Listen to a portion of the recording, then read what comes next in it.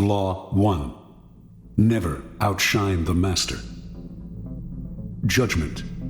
Always make those above you feel comfortably superior. In your desire to please and impress them, do not go too far in displaying your talents, or you might accomplish the opposite, inspire fear and insecurity. Make your masters appear more brilliant than they are, and you will attain the heights of power. Transgression of the law. Nicolas Fouquet, Louis XIV's finance minister in the first years of his reign, was a generous man who loved lavish parties, pretty women, and poetry. He also loved money, for he led an extravagant lifestyle. Fouquet was clever and very much indispensable to the king. So, when the prime minister, Jules Mazarin, died in 1661, the finance minister expected to be named the successor.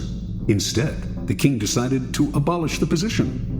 This and other signs made Fouquet suspect that he was falling out of favor, and so he decided to ingratiate himself with the king by staging the most spectacular party the world had ever seen. The party's ostensible purpose would be to commemorate the completion of Fouquet's chateau, Vaux-le-Vicomte, but its real function was to pay tribute to the king, the guest of honor. The most brilliant nobility of Europe and some of the greatest minds of the time, La Fontaine, La Rochefoucauld, Madame de Sévigné, attended the party. Molière wrote a play for the occasion in which he himself was to perform at the evening's conclusion. The party began with a lavish 7-course dinner featuring foods from the Orient never before tasted in France, as well as new dishes created especially for the night. The meal was accompanied with music commissioned by Fouquet to honor the king. After dinner, there was a promenade through the chateau's gardens. The grounds and fountains of Vaux-le-Vicomte were to be the inspiration for Versailles. Fouquet personally accompanied the young king through the geometrically aligned arrangements of shrubbery and flower beds. Arriving at the garden's canals, they witnessed a fireworks display which was followed by the performance of Molière's play. The party ran well into the night, and everyone agreed it was the most amazing affair they had ever attended. The next day, Fouquet was arrested by the king's head musketeer, D'Artagnan. 3 months later, he went on trial for stealing from the country's treasury. Actually, most of the stealing he was accused of, he had done on the king's behalf and with the king's permission. Fouquet was found guilty and sent to the most isolated prison in France, high in the Pyrenees Mountains, where he spent the last 20 years of his life in solitary confinement. Interpretation. Louis XIV, the Sun King, was a proud and arrogant man who wanted to be the center of attention at all times. He could not countenance being outdone in lavishness by anyone, and certainly not his finance minister.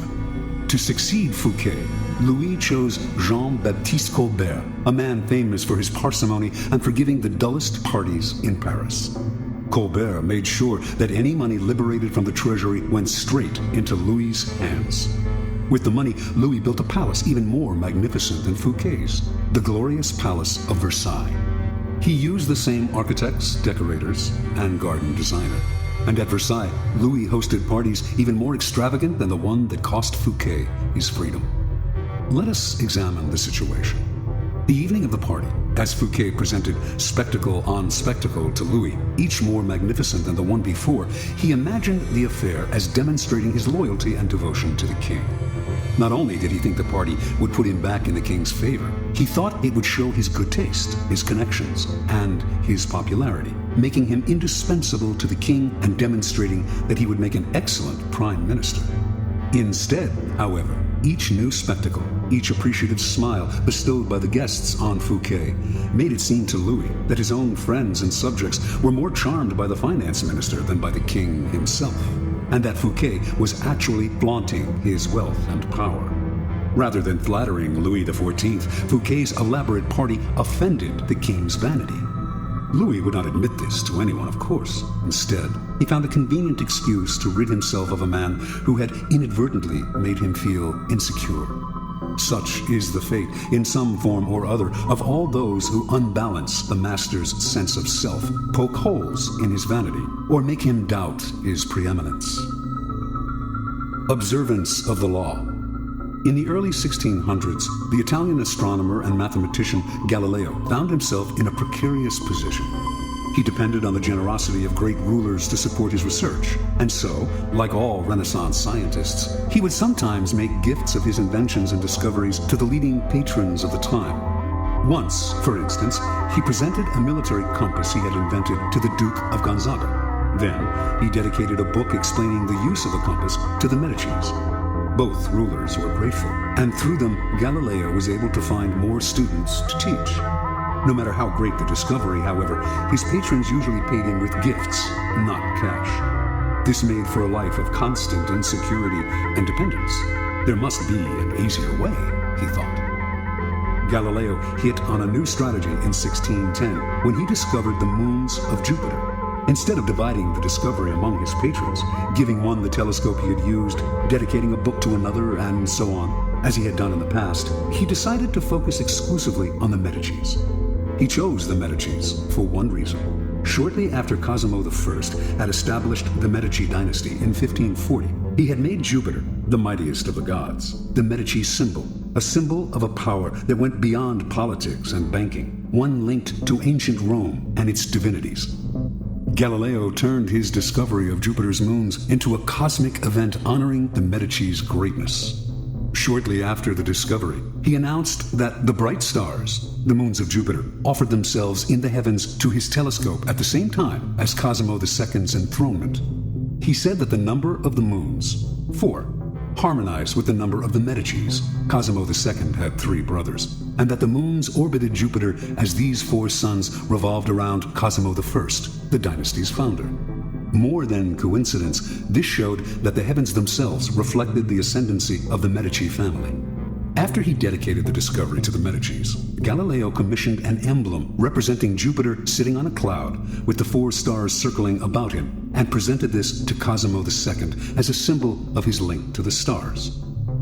In 1610, Cosimo II made Galileo his official court philosopher and mathematician with a full salary. For a scientist, this was the coup of a lifetime. The days of begging for patronage were over. Interpretation. In one stroke, Galileo gained more with his new strategy than he had in years of begging. The reason is simple. All masters want to appear more brilliant than other people. The producer of a great work wants to feel he is more than just the provider of the financing. He wants to appear creative and powerful, and also more important than the work produced in his name. Instead of insecurity, you must give him glory. Galileo did not challenge the intellectual authority of the Medicis with his discovery, or make them feel inferior in any way. By literally aligning them with the stars, he made them shine brilliantly among the courts of Italy. He did not outshine the master. He made the master outshine all others. Keys to power. When it comes to power, outshining the master is perhaps the worst mistake of all. Do not fool yourself into thinking that life has changed much since the days of Louis XIV and the Medicis. Those who attain high standing in life are like kings and queens. They want to feel secure in their positions and superior to those around them in intelligence, wit, and charm. It is a deadly but common misperception to believe that by displaying and vaunting your gifts and talents, you are winning the master's affection.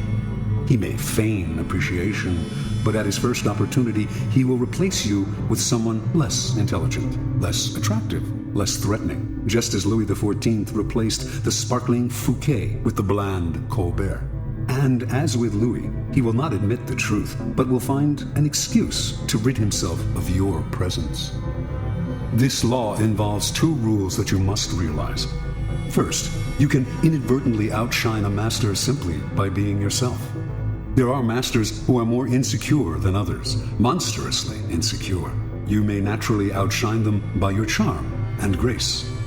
No one had more natural talents than Astorre Manfredi, Prince of Faenza. The most handsome of all the young princes of Italy, he captivated his subjects with his generosity and open spirit. In the year 1500, Cesare Borgia laid siege to Faenza. When the city surrendered, the citizens expected the worst from the cruel Borgia, who, however, decided to spare the town. He simply occupied its fortress, executed none of its citizens, and allowed Prince Manfredi, 18 at the time, to remain with his court in complete freedom. A few weeks later, though, soldiers hauled Astore Manfredi away to a Roman prison. A year after that, his body was fished out of the river Tiber, a stone tied around his neck. Borgia justified the horrible deed with some sort of trumped-up charge of treason and conspiracy. But the real problem was that he was notoriously vain and insecure. The young man was outshining him without even trying. Given Manfredi's natural talents, the prince's mere presence made Borgia seem less attractive and charismatic. The lesson is simple. If you cannot help being charming and superior, you must learn to avoid such monsters of vanity.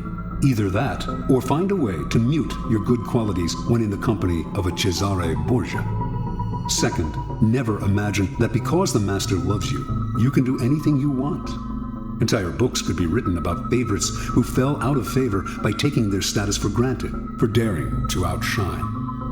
Knowing the dangers of outshining your master, you can turn this law to your advantage. First, you must flatter and puff up your master. Overt flattery can be effective, but has its limits. It is too direct and obvious, and looks bad to other courtiers. Discreet flattery is much more powerful. If you are more intelligent than your master, for example, seem the opposite. Make him appear more intelligent than you. Act naive. Make it seem that you need his expertise. Commit harmless mistakes that will not hurt you in the long run, but will give you the chance to ask for his help. Masters adore such requests. A master who cannot bestow on you the gifts of his experience may direct rancor and ill will at you instead.